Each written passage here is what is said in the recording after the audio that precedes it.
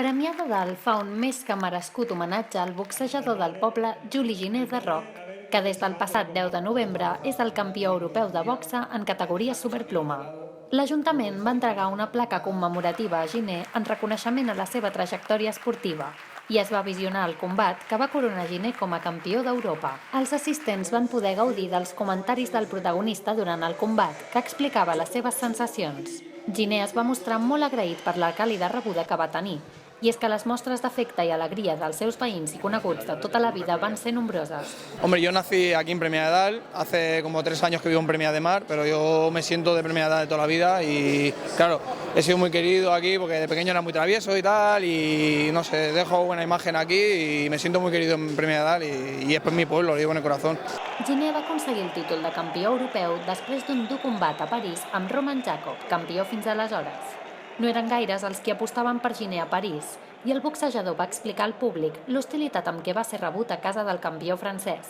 Però malgrat tot, Juli Giner de Roc guanyava Jacob en el 8è round per KO tècnic i es coronava campió europeu de superpluma, sempre amb el recolzament de la seva família i amics.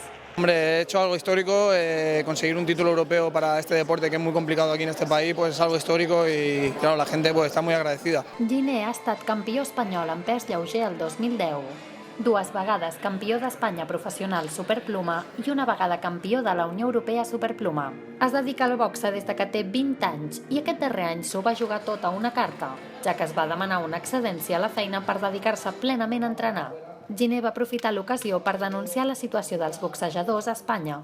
A ver, es muy difícil, es un entrenamiento muy duro, claro, yo tengo que entrenar 3 veces al día. Antiguamente trabajaba, tenía que entrenar y trabajar, porque no se puede vivir de boxeo en este país, no tenemos apoyo televisivo ni medios y no podemos vivir del deporte. Y se hace difícil, pero bueno, cuando te gusta algo y tienes un sueño, pues luchas por ello y ha valido la pena.